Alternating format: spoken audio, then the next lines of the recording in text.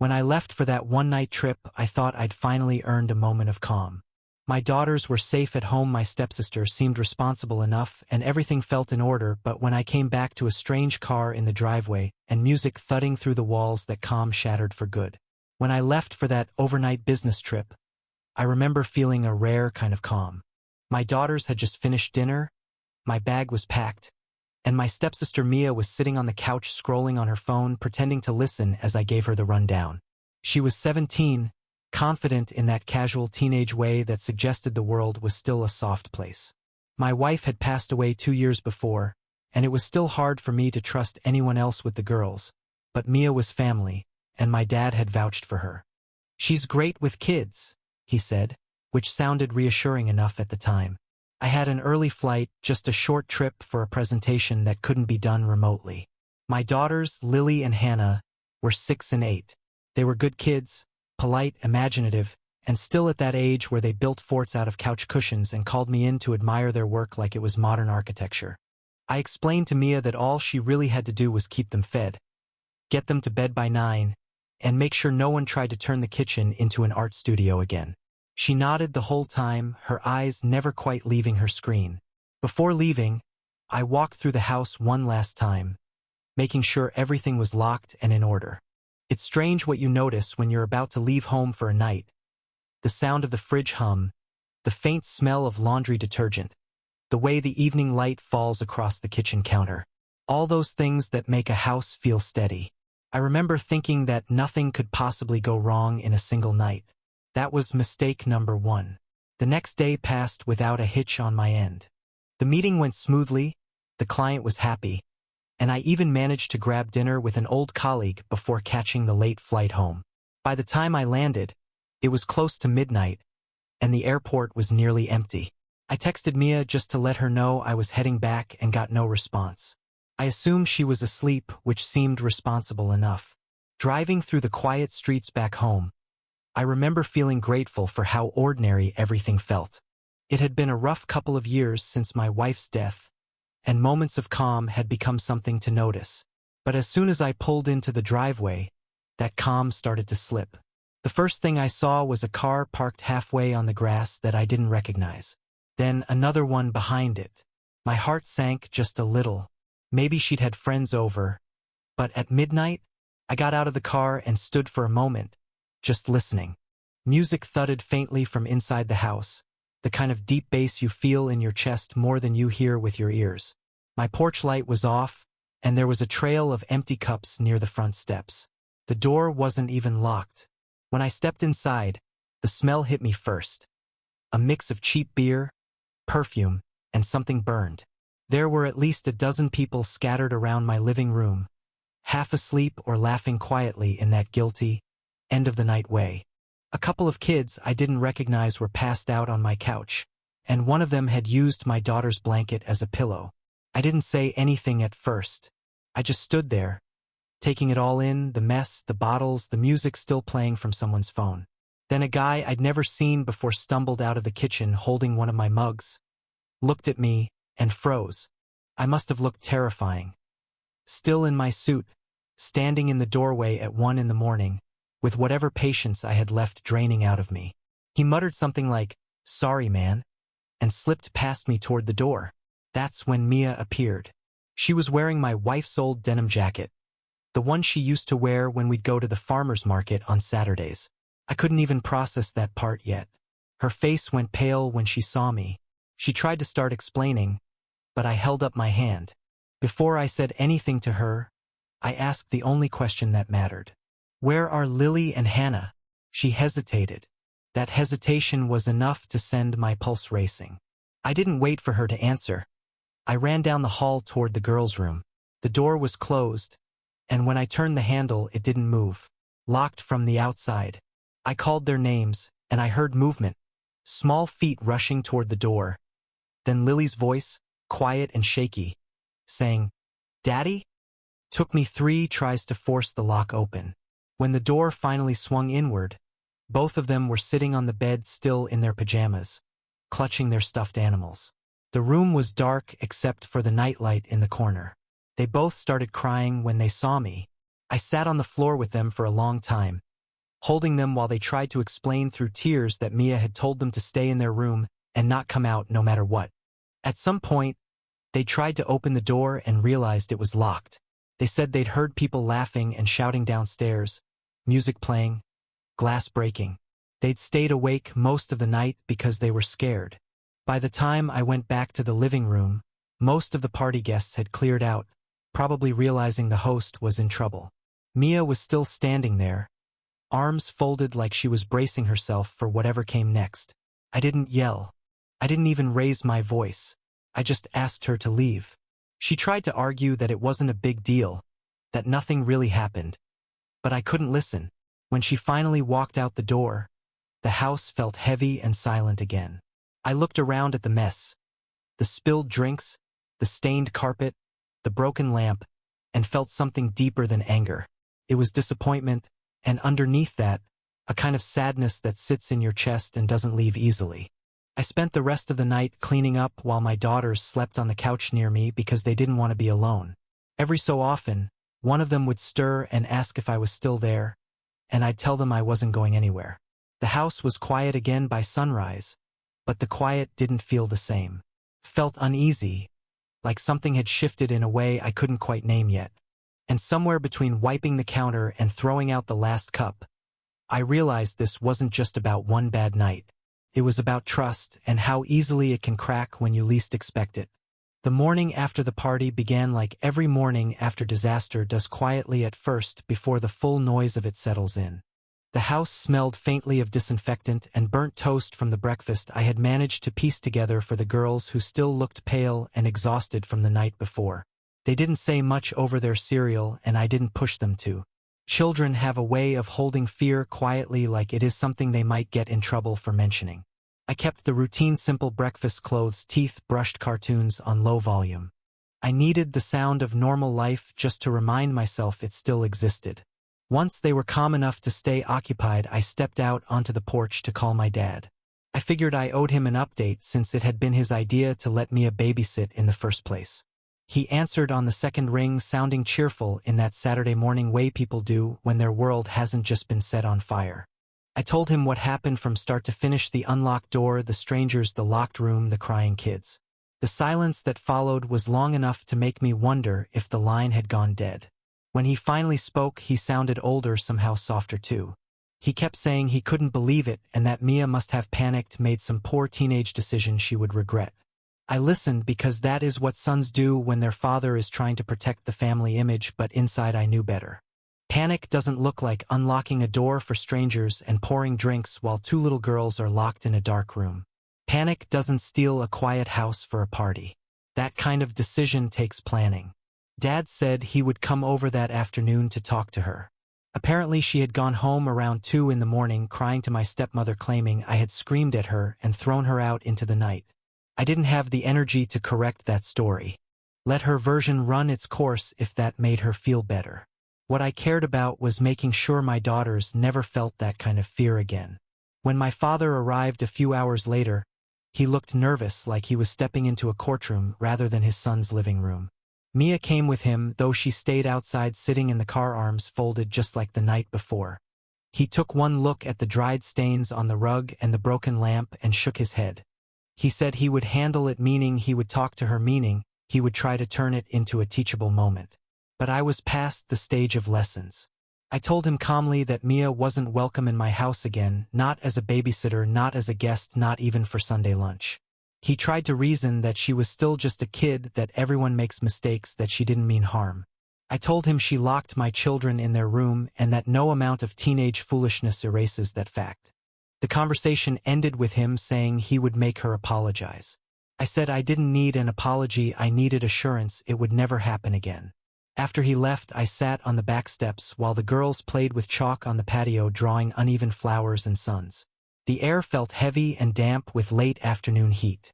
I should have felt relieved that it was over, that everyone was safe, but the unease kept creeping back.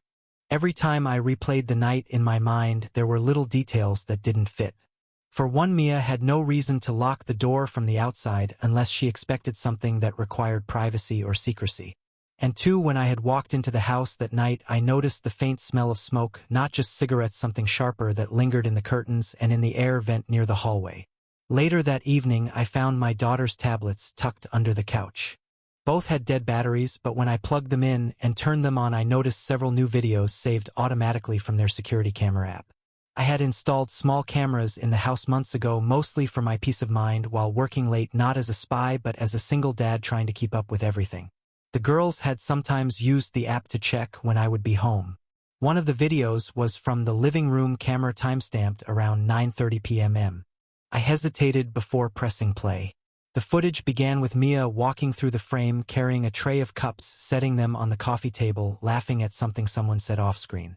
Within seconds, more people poured into view, at least 10 of them, music blaring, someone dancing on my couch. It looked like a full-blown party. Then at one point she glanced toward the hallway almost nervously before stepping out of frame. The next clip was from the hallway camera near the girls' room. I watched as Mia appeared again holding a key. She opened the door, looked inside, said something I couldn't hear, and then closed it, locking it behind her. I stopped the video and sat back staring at the screen. The proof was right there. She had locked them in intentionally. My hands shook slightly as I unplugged the tablet. I knew this wasn't something I could just let go of. She might have been family, but family doesn't buy immunity. I didn't tell my father about the footage right away. I needed to think. The more I thought about it, the more I wondered who those people were and how they even knew she had the house to herself. Somewhere between the noise and the lies, there was something bigger going on, something that made her think she could get away with it. When the girls finally went to bed that night, I sat at the kitchen table with my laptop, replaying the footage frame by frame. And that's when I saw it, a small detail I had missed before, a flash of something that didn't belong in my house at all. It wasn't the people, it wasn't the music, it was something on the counter near the sink, glinting under the light just for a second before the camera angle changed. It looked like a small plastic bag with something white inside. And that's when my stomach dropped. Whatever had happened in my house that night wasn't just a teenage party. Something else had been going on, and now I had to find out what. That Sunday morning started deceptively peaceful. The sun came through the blinds in soft bars of light, and the girls were playing on the living room floor, building towers out of wooden blocks like nothing unusual had ever happened in this house. I tried to let that moment settle in for them, to keep their world small and steady, but my mind kept circling back to that flicker in the video. The tiny plastic bag on the counter didn't belong in my kitchen, and it certainly didn't belong in a house where 2 children slept behind a locked door. I made coffee but didn't drink much of it. The bitter taste stayed at the back of my throat as I opened my laptop again and rewatched the footage frame by frame until I was certain of what I saw. It wasn't flour or sugar or anything innocent. It was exactly what I thought it was, and that realization tightened my chest like a knot. When my father called later that morning, I almost didn't pick up. I knew what the conversation would be before he even said hello. He told me Mia was in tears again, said she'd been grounded, said she wanted to come by and apologize in person. I told him not today, not ever, and before he could start guilt-tripping me into softening, I told him I had proof that the situation was far worse than a simple teenage party. He went quiet at that, and I could hear the sound of his breathing change. He asked what I meant, and I said that I'd seen something on the footage that needed explaining. He said he didn't want to hear details until he spoke to Mia first, which only made me angrier. The old habit of minimizing things ran deep in my family. Problems were not to be confronted, they were to be rearranged into something smaller until they could be ignored. I had grown up in that kind of silence, and I wasn't going to raise my daughters inside it too. After hanging up, I called a friend of mine named Evan, who worked with the local police department, not as an officer but as a community outreach coordinator. I didn't want to overreact, but I also didn't want to be foolish. I asked him hypothetically what a person should do if they found evidence that illegal substances might have been brought into their home during a party without their consent. He didn't ask for details, but he told me to save the footage, make a copy, and not delete anything no matter how small. That advice set something in motion inside me. I wasn't sure if I wanted to involve the police yet, but I wanted to be prepared. I copied everything onto a flash drive and stored it in my desk drawer, along with a note explaining what each file contained. For the first time since my wife's death, I felt the old instinct to protect at all costs return with full force. Around noon, my father showed up at the house uninvited. He had that cautious look of someone walking into an argument already lost. Mia wasn't with him, which was both a relief and a disappointment. He stood in the doorway holding his hat like he wasn't sure if he was allowed to come in. I told him he could, but that the conversation would be brief. He said Mia had admitted to throwing the party but insisted she had no idea there were drugs involved. She claimed some older friends had shown up unexpectedly with things she didn't recognize and that she had panicked. She said she locked the girls' door only because she didn't want them wandering into the crowd and seeing things they shouldn't. The way he said it almost sounded reasonable until I remembered that she had invited those people herself. I told him I had footage proving she locked the door intentionally, and that the story about strangers showing up didn't hold up because she was seen laughing and handing out cups right before. He rubbed his forehead the way he always did when the truth didn't fit his expectations. He asked me not to take things too far, said she was already terrified of what I might do next. When he left the house again, I felt the same heaviness settle that I had felt the night before. The kind that sits right behind your ribs and doesn't move. The house was quiet, but it wasn't the kind of quiet that brings peace. It was the kind that fills itself with the sound of everything you can't say.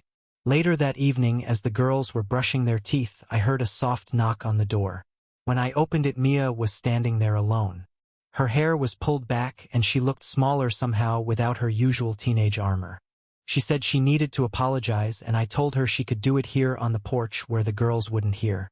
She started talking fast the way people do when they're trying to outrun their own story.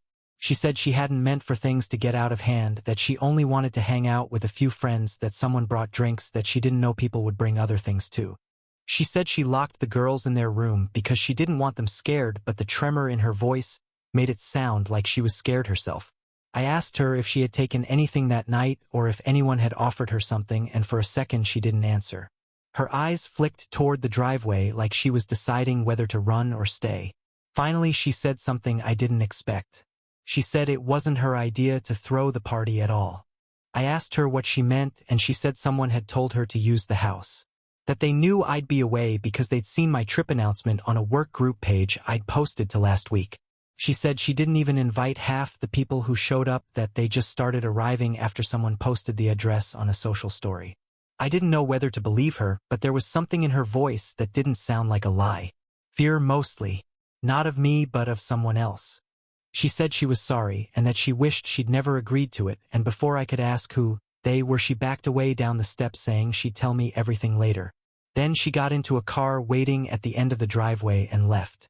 I stood there long after the taillights disappeared, wondering how anyone outside my family would have known where I lived or when I'd be gone. It wasn't like I advertised my schedule publicly except for one place, and even then it was behind a company login. Something about that made my stomach twist again, because if she was telling the truth, then someone I worked with might have had a hand in all this. And if that was true, the party at my house was only the surface of something I hadn't even begun to understand. That night I barely slept. Every sound in the house seemed sharper than usual, like the walls themselves were uneasy. Around midnight, I found myself pacing the hallway, checking on the girls again and again just to see them breathing peacefully under their blankets. I kept thinking about what Mia said about someone telling her to use the house. That detail replayed itself in my head until I realized there was one person who could have connected both worlds, hers and mine. At work, there was a young intern named Tyler who had started just a few months ago. Friendly kid, always eager to talk about weekend plans, always scrolling through his phone between meetings. I remembered once mentioning to him in passing that I'd be traveling overnight for a client presentation and that my teenage stepsister would be watching the girls. At the time, it felt like small talk, just filler during the lull before a meeting. Now I couldn't stop wondering if that one sentence had slipped further than it should have. The next morning, after dropping the girls at school, I drove straight to the office instead of working from home like I usually did. I needed to see faces, needed to watch reactions. When I walked in, Tyler was sitting at the break table, half asleep over a cup of coffee. I asked him how his weekend was, and his expression flickered for a second too long before he smiled and said it was fine. That pause was small but sharp enough to confirm something in my gut. I didn't confront him, not right away. Instead, I asked casually if he'd ended up going to that music festival he'd been talking about last week. He said no, his friends threw a house party instead, and it got wild. He laughed when he said it, but his eyes dropped to the table right after, like he was suddenly aware of saying too much. I let it go and went back to my desk, but my hands were trembling slightly on the keyboard. A wild house party on the same night my daughters were locked in their room. It could have been coincidence, but the universe doesn't deal in coincidences that specific. At lunch, I stepped outside and called my father again. He answered with a tired voice that told me he'd already been through another round of lecturing Mia that morning. I asked if she had mentioned anyone by name. He said she hadn't, but that she was scared to tell the full story. That fear again. It wasn't guilt, I realized. It was fear of whoever had pushed her into doing this. I spent the rest of the afternoon pretending to work while my mind connected loose threads. If Tyler was involved, then he must have known Mia from somewhere outside of work. Maybe through mutual friends, maybe through social media.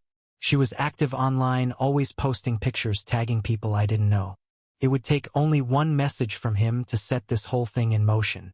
That evening after the girls were in bed, I went through Mia's public social media profiles. Most of her posts were typical teenage snapshot selfies with friends' coffee shop photos, outfits, mirror poses, but one story from a week ago caught my eye. It was a short video of her sitting in her car singing along to a song. The caption read, "Babysitting gig coming up, wish me luck." Among the likes and comments was one name that stopped me cold. Tyler. He had replied with a winking emoji and the words, "Party at your place then?" My heart sank. The entire setup had started right there in that exchange. I took screenshots of everything and saved them alongside the video footage from the cameras. By then I was certain this wasn't just an irresponsible teen moment. It was manipulation. Mia was foolish but not malicious. Tyler, on the other hand, had used her youth and need for approval like leverage. The next morning I called my friend Evan again and told him everything. He said it was time to stop treating this like a family issue and start treating it like a criminal one. He offered to meet me for coffee and connect me with someone in local law enforcement who handled juvenile-related incidents discreetly. When I met him that afternoon, I handed over the flash drive with the footage and the screenshots. He promised to have it reviewed and said someone would contact me soon. He also said something that stuck with me longer than anything else. He said most of the time kids like Mia end up in trouble not because they're bad but because someone smarter convinces them it's harmless. Later that day, while I was washing dishes, the phone rang. It was my father again, but this time his voice sounded shaky. He said 2 officers had shown up at their house asking to speak with Mia. They had questions about a local incident involving minors and property damage. He said she was crying and kept repeating that she didn't mean for any of this to happen. I told him to cooperate and not interfere. He didn't like that answer. He said family should handle family matters. I told him this stopped being a family matter the second someone brought drugs into a house with children inside. There was a long pause before he said quietly that he'd always thought I was too strict.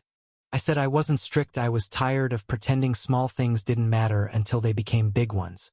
That evening I sat in the living room watching the girls draw on scrap paper while the phone buzzed on the table every few minutes. Calls from my father, from Mia, from unknown numbers. I didn't answer any of them. When the house finally went still and the night grew quiet again, I turned off the lights and sat in the dark. I thought about how strange it was that something as simple as a casual sentence at work could unravel into this chain of events. I thought about my wife and how she used to say trust is like glass, once cracked you can polish it forever but you'll always see the line. The next morning the officer Evan mentioned called to set up a meeting. He said there were things in the footage I hadn't noticed, details that explained who had really organized the entire night. He said I needed to come in. The way he said it made my stomach drop again because his tone wasn't just serious, it was cautious, like he was about to tell me something I wasn't ready to hear. And I wasn't. The police station had that clean, tired smell of a building that never really sleeps. When I stepped inside on Monday morning, the fluorescent lights were too bright and the air was too cold. A young officer led me down a hallway lined with framed commendations and into a small interview room that had 1 table, 2 chairs, and a glass of water waiting for me. The officer introduced himself as Detective Landers. He was older than I expected, with gray hair that stuck up in the back and a voice that moved slowly like he measured every word before letting it out. He thanked me for coming in and told me he had reviewed the footage I provided. He said it had been helpful and then paused just long enough for me to realize something was off. When he looked up from the papers in front of him, there was a kind of sympathy in his eyes that made my stomach tighten. He asked if I was aware that the group of teenagers who attended the party had also been connected to a string of break-ins around the area during the past 2 months. I said I had no idea. He nodded like he expected that answer. Then he told me that while reviewing the footage, his team had noticed one person moving through the background who didn't match the others. A man maybe in his late 20s wearing a baseball cap and carrying a small duffel bag. I tried to remember if I had seen anyone like that, but the memory was already blurred with anger and noise. The detective said the man wasn't one of Mia's school friends. He was someone older, someone who had been identified in another ongoing investigation. He pushed a photo across the table, and when I looked down I felt the air leave my chest. The man in the picture was Tyler, the same intern I had spoken to at work just 2 days ago. Landers explained that Tyler wasn't just an intern. He had been using his access at the company to gather information about employees' travel schedules and home addresses. He would then pass those details along to friends who targeted empty houses for theft or parties that doubled as distractions.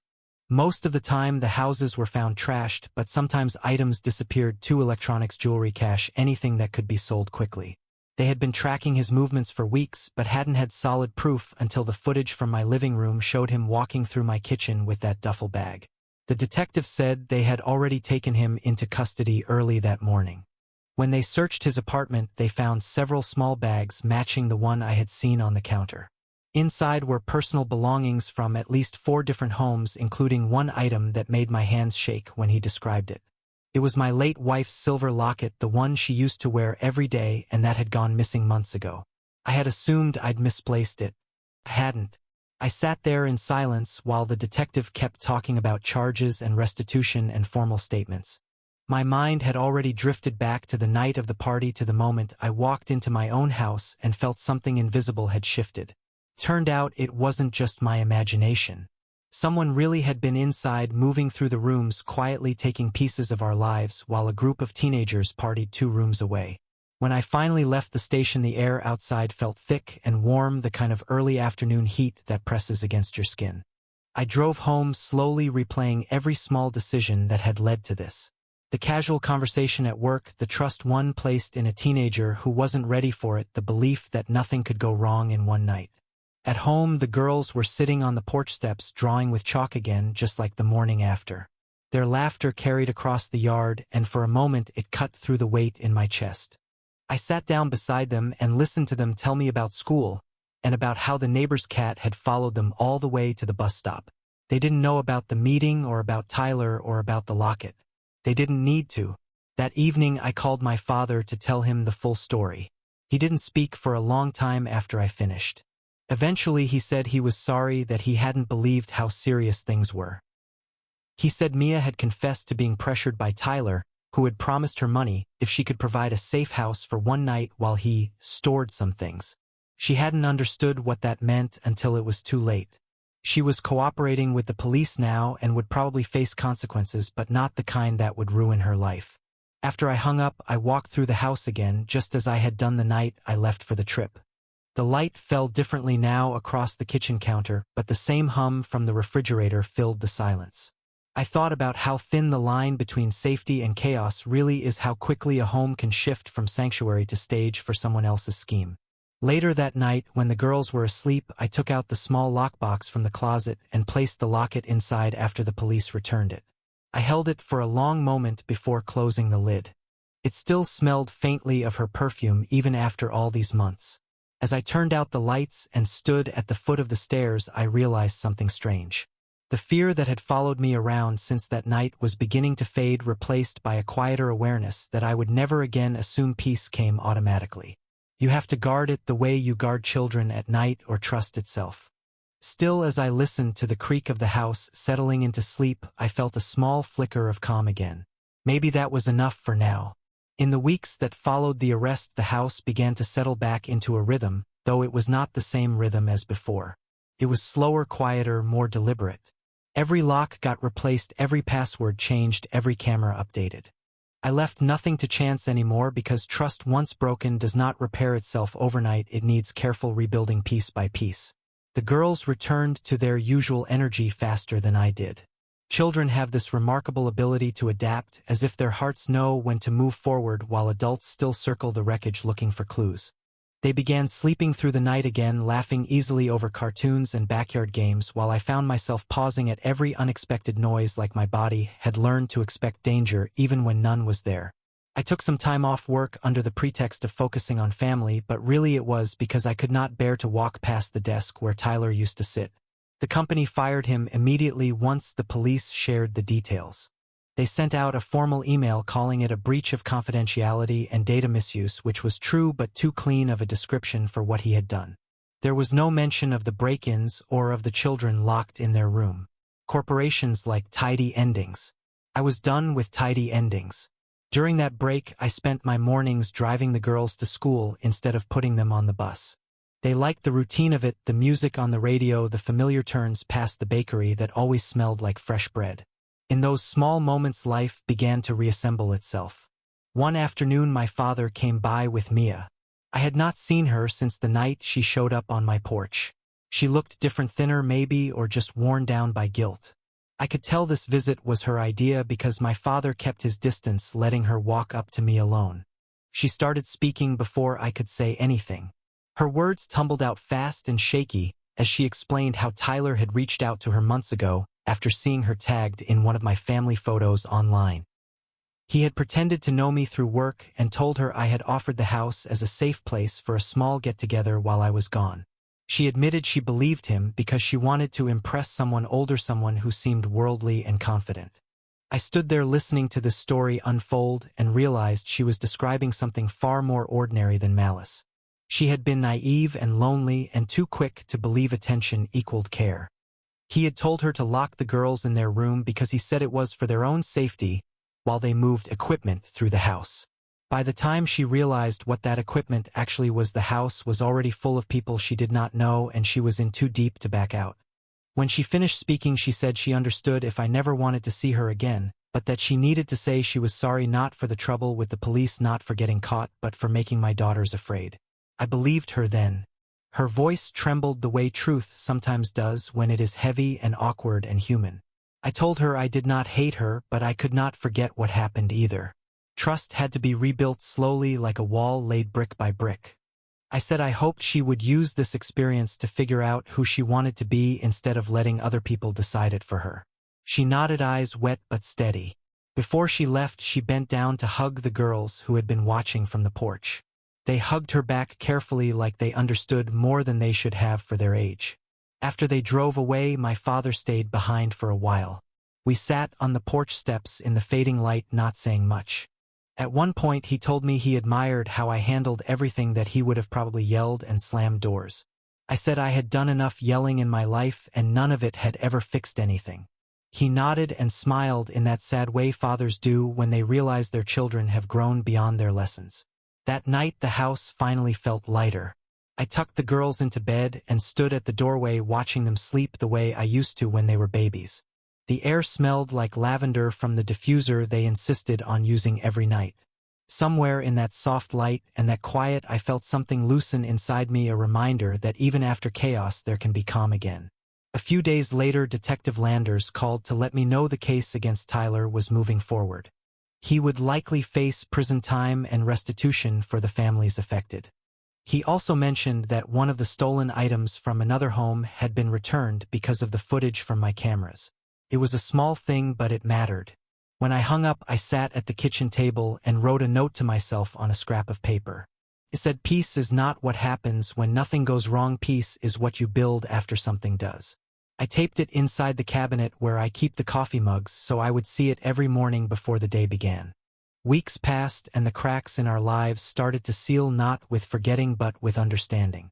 I realized that I had spent years waiting for life to stabilize after loss, when in reality stability was something I had to keep creating again and again.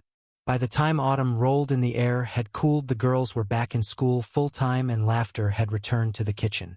One evening Lily asked if Mia could come visit for her birthday. I hesitated but said yes, because forgiveness, even partial forgiveness, is also a form of protection. It protects the heart from hardening too much. That night, as I locked the front door and turned off the lights, I felt that same familiar silence of a sleeping house. Only this time it did not feel uneasy. Felt like something earned. Still I knew that trust would never again come easily. It would live behind locks and passwords and late-night check-ins. But it would live, and that was enough. A year later, the memory of that night still lingered, though it had softened around the edges like a scar that no longer hurt to touch. Life had moved forward in quiet ways, the kind that do not announce themselves with fanfare but accumulate slowly in the rhythm of ordinary days. The girls had grown taller, their laughter louder, their fears smaller. They no longer hesitated to sleep with the lights off, and that felt like its own small miracle. I had gone back to work eventually, though on my own terms. The company offered remote arrangements, and I accepted gladly. There was comfort in hearing the soft hum of home in the background while I typed at my desk, the muffled footsteps of the girls in the hallway, the faint clatter of dishes after school. The house felt alive again. Mia had changed too. She had started volunteering at a youth center as part of her community service, and from what my father told me, she had found purpose there, helping younger kids with homework, organizing small events, teaching art classes on weekends. When she came by for Lily's birthday, as promised, she looked calmer, older, in a way that had nothing to do with years. She gave the girls small bracelets she had made herself, each one with their initials carved into little wooden beads. They wore them for weeks. That afternoon, after everyone left and the kitchen was piled with wrapping paper and crumbs, I sat on the porch with a cup of coffee watching the girls play in the yard. Mia had stayed a little longer and was sitting beside them, laughing easily for the first time in months. It was strange how ordinary forgiveness could look. No dramatic speeches, no tears, just people choosing to stay in the same space without anger. As the sun went down, my father joined me on the steps. We didn't talk much, just watched the girls chase each other in circles. He said quietly that he still couldn't believe how everything had turned out, that it could have gone so much worse. I nodded because I had thought the same thing countless times. The what-if still visited me now and then. What if I had missed my flight that night and arrived home an hour later? What if I had never checked the footage? What if the man with the duffel bag had taken something more than objects? But the mind can only live in what-ifs for so long before it starts to wither, so I chose instead to look at what had actually happened. The girls were safe, the truth had come out, and the people responsible were held accountable. Even Mia had found her way back towards something resembling peace. That evening, after everyone went home and the house quieted again, I found myself walking through the rooms the way I always did before bed, checking locks, windows, nightlights.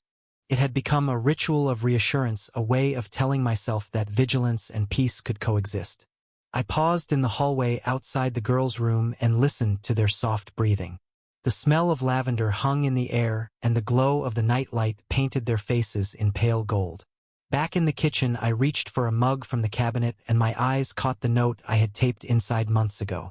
The paper had curled at the corners from the steam, but the words were still clear. Peace is what you build after something goes wrong. I read it aloud softly and realized that it was truer than ever. Because peace is not a gift the world hands you, it is something you make yourself, one small decision at a time. It is the choice to forgive without forgetting, the choice to love again even when fear tells you to guard your heart, and the choice to keep moving forward despite knowing that safety can be fragile. Later that night, after the girls were asleep, I took out my late wife's locket from the box and held it for a moment under the kitchen light. It caught the glow the same way it used to when she laughed in the morning sun. I placed it back gently and closed the lid, knowing that though the past would always live here with us, it no longer ruled us. Outside, the wind moved softly through the trees, and the sound of it felt like breathing. The house was finally still but not empty. It was filled with something quieter than relief, something steadier than hope. It was the sound of a family that had learned to keep going. And for the first time in a long time, I looked around this house that had been broken and remade and thought to myself that maybe, just maybe, we were going to be all right.